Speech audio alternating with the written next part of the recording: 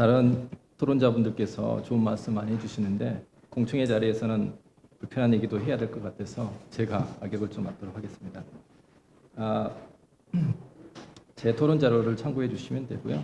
저는 기본적으로 이 법률안의 제안 이유 그리고 중추적인 위해성을 관리할 수 있는 컨트롤 타워 역할을 할 수 있는 전문적이고 독립적인 기능이 필요하다라는 권은정 교수님의 발표 내용에 대해서 전적으로 동의합니다. 방향성에 대해서는 올바르고 필요한 문제적이라고 생각합니다.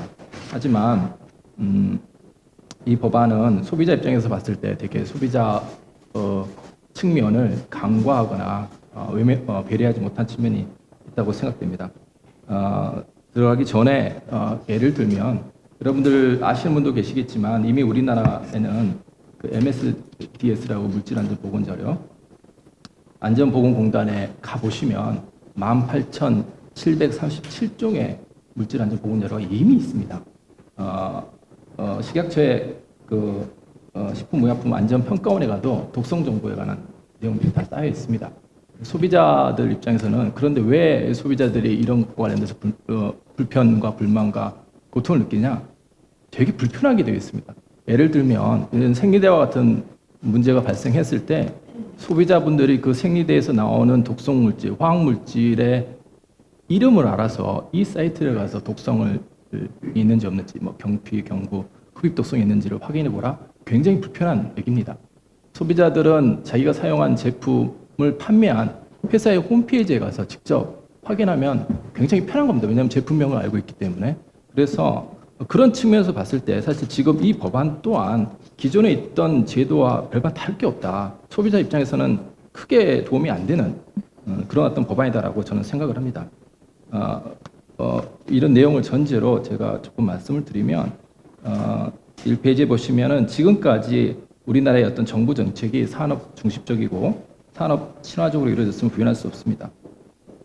최근 우리 사회를 뜨겁게 달구었던 중요한 이슈들의 대부분이 여전히 소비자 피해가 기업 중심적인 사고방식에 의해서 발생하고 그 처리 및 해결 과정에 있어서도 소비자에 대한 고려와 배려가 그리 크지 않음을 보여주고 있습니다. 잘 아시겠지만 화학물질에 의한 대참사라고 얘기되는 가습기 살균제 피해 사건의 경우에서도 관련된 정부 부처가 굉장히 많이 있었습니다만은 전반적으로 넘어가시면은 소비자 정책의 부재를 총체적으로 드러냈던 사건이라고 저는 봅니다. 저는 이러한 문제가 발생했을 때 가장 중요한 것은 정부 차원에서의 규제가 아니라 사업자의 적극적인 참여를 유도하는 민간 차원의 규제 강화가 가장 중요하다고 생각합니다. 소비자 문제가 발생하면 대부분의 관련 부처는 법과 제도의 부재, 인력과 예산의 부족 등을 호소하면서 법을 만들어달라, 법을 개정해달라, 인력을 충원해달라, 예산을 더 편성해달라 이런 요구를 합니다. 그런데 이게 의도했든 의도하지 않았든 간에 대부분 이런 호소의 이면에는 이 기회에 해당 부처의 조직과 인력, 예산을 늘리는 꼼수가 숨어 있습니다. 그래서 소비자 문제가 발생하면 그 해결 방안을 마련해가는 과정에서 해당 부처의 조직과 인력 등은 비대해지지만 권한도 점점 강화되지만 소비자 문제는 해결되지 않고 여전히 재발합니다. 이 법안도 저는 비슷한 문제를 가지고 있다고 생각합니다. 정부 주도가 아닌 민간 차원의 제도 개선이 무엇보다도 중요한 이유는 정부가 어떠한 법과 제도를 만든다고 하더라도 규제의 사각지대는 반드시 존재하기 마련이며 이런 이유로 정부 부처가 소비자들의 안전을 완벽하게 지켜줄 수는 결코 없기 때문입니다.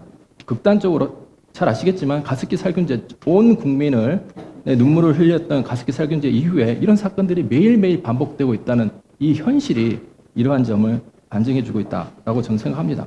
그래서 사고 발생 가능성을 최소화하고 사고가 발생했을 때 신속하고도 적절한 규제가 이루어질 수 있는 가장 실효적인 개선 방안은 정부 차원의 규제 강화가 아니라 민간 차원의 규제 강화라고 저는 생각합니다. 예를 들면 기업의 자율 규제 강화와 소비자 차원의 규제 강화를 들 수 있습니다. 소비자 차원의 규제 강화 방안으로는 요즘 많이 논의되고 있는 집단소송제도와 징벌적 손해배상제도가 있지만 이번 주제는 아니고 논의를 생략하고 여기에서는 기업의 자율규제 방안에 대해서 좀 더 말씀을 드리고자 합니다. 위해성 평가 법안이 제대로 기능하기 위해서는 저희는 기업에게 1차적인 위해성 평가 및 보고 혹은 공개 의무를 부과해야 된다고 생각합니다. 이 시점에서 오늘 입법 공청회 주제를 빌어 이런 질문을 던지고 싶습니다. 이 법을 만들면 과연 사전 예방이 가능할 것인가? 아니, 사전 예방에 조금이라도 기여를 할 수 있을까? 대답은 저는 아니라고 봅니다. 법안의 내용을 보면 식약처가 주도권을 가지고 여러 가지 역할을 합니다. 저는 식약처의 의지와 열정 정말 높이 삽니다. 하지만 현실적으로 식약처가 이 업무를 효과적으로 잘 수행해낼 수 있을지는 의문입니다. 법안 제14조에 보면 위해성 평가 대상이 되는 인체 적용 제품 및 물질이 광범위하게 규제되어 있는데 지금의 상황에서 식약처가 이해성 평가를 주도하여 수행하겠다는 것은 적절하지 않을 뿐만 아니라 애초부터 저는 불가능한 일이라고 생각합니다. 이는 환경부든 산자부든 소비자 문제를 관할하는 공정이든 마찬가지라고 생각됩니다. 이런 소비자 문제가 발생하면 식약처는 그동안 무엇을 했느냐는 비난에 또다시 직면하게 될 것입니다. 법안의 전반적인 취지를 고려해 본다면 4페이지입니다. 위해성 평가에 대한 1차적인 책임과 업무를 인체 적용 제품 및 그 성분을 사용하는 기업에게 부과하는 것이 더 효과적이라고 생각합니다. 기업들은 자신들이 사용하는 물질, 자신들이 제조, 판매하는 제품에 대한 이해성 평가를 1차적으로 수행할 수 있습니다. 정부는 기업들이 이러한 평가를 효과적으로 수행할 수 있는 제반 인프라를 구축해주고 기업들이 수행한 이 결과를 종합적으로 관리하면 된다고 생각합니다. 정부가 나서서 모든 것을 직접 수행할 이유는 없다고 봅니다. 위해성 평가 정보의 수집, 분석 및 제공의 경우도 마찬가지로 보입니다. 위해성 정보의 근원지인 기업의 역할이 이 법안에서는 보이지 않습니다. 잘 아시겠지만 참고로 위해성 평가 정보와 관련돼서는 이미 인프라가 여러 군데 구축되어 있습니다.